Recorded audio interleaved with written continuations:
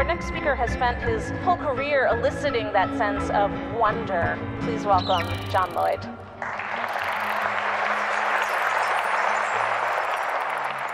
The question is, what is invisible? There's more of it than you think, actually. Everything, I would say, everything that matters, except everything, and except matter.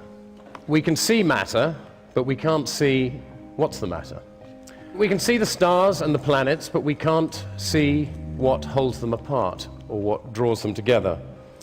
With matter, as with people, we see only the skin of things. We can't see into the engine room. We can't see what makes people tick, at least not without difficulty, and the closer we look at anything, the more it disappears. In fact, if you look really closely at stuff, if you look at the basic substructure of matter, there isn't anything there. Electrons disappear in a kind of fuzz, and there is only energy. One of the interesting things about invisibility is that things that we can't see, we also can't understand. Gravity is one thing that we can't see, and which we don't understand. It's the least understood of all the four fundamental forces, and the weakest. And nobody really knows what it is or why it's there. For what it's worth, Sir Isaac Newton, the greatest scientist who ever lived, he thought Jesus came to Earth specifically to operate the levers of gravity. That's what he thought he was there for. So, bright guy. Could be wrong on that one, I don't know. Consciousness.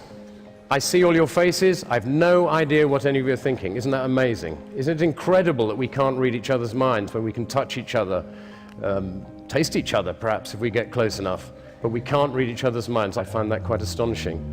In the Sufi faith, this great Middle Eastern religion, which some claim is the root of all religions, Sufi masters are all telepaths, so they say, but their main exercise of telepathy is to send out powerful signals to the rest of us that it doesn't exist. So that's why we don't think it exists, the Sufi masters working on us.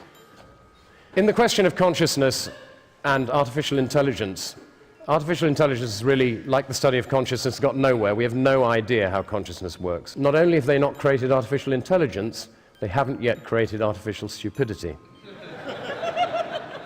The laws of physics, invisible, eternal, omnipresent, all-powerful, remind you of anyone? Interesting.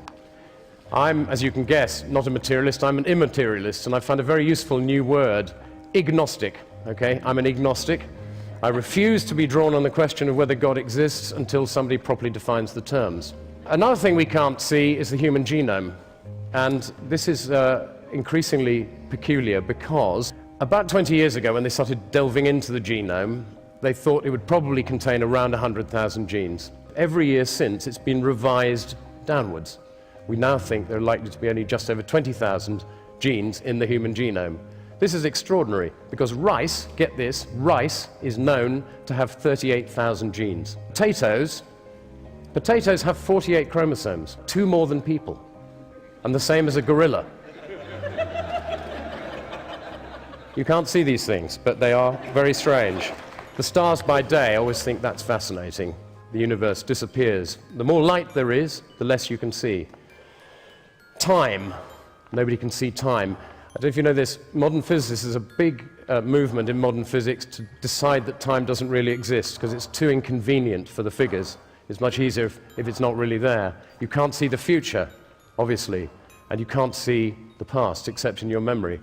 One of the interesting things about the past is you particularly can't see. My son asked me this the other day, said, "Dad, can you remember what I was like when I was 2?" And I said, "Yes." He said, "Why can't I?"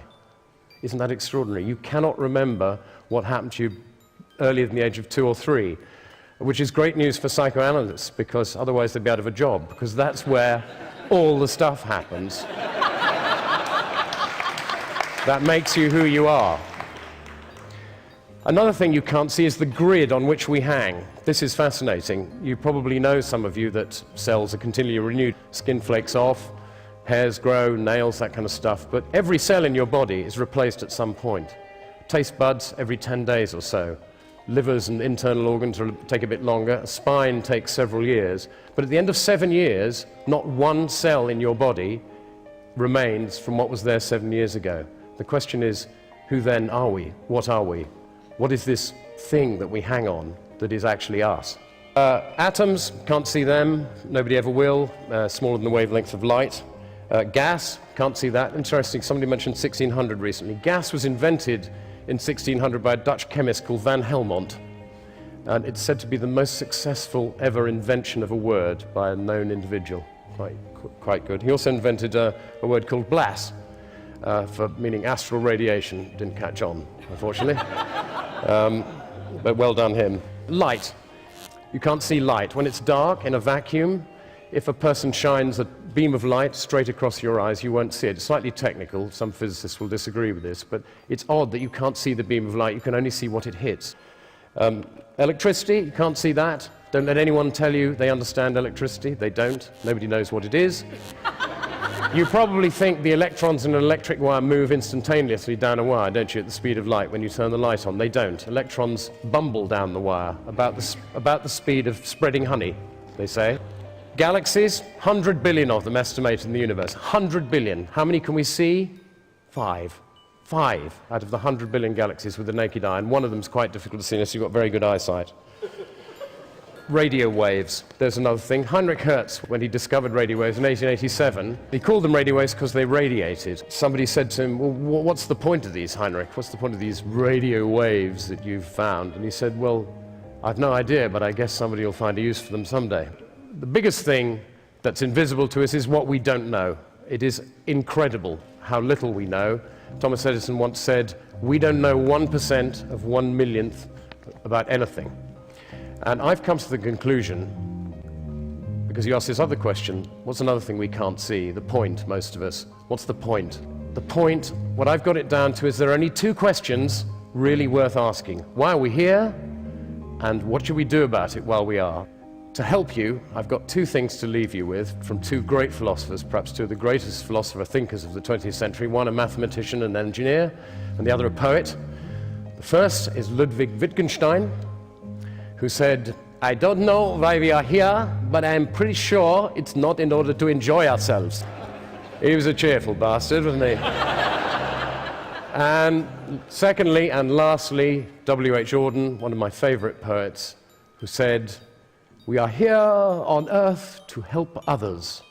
What the others are here for, I've no idea.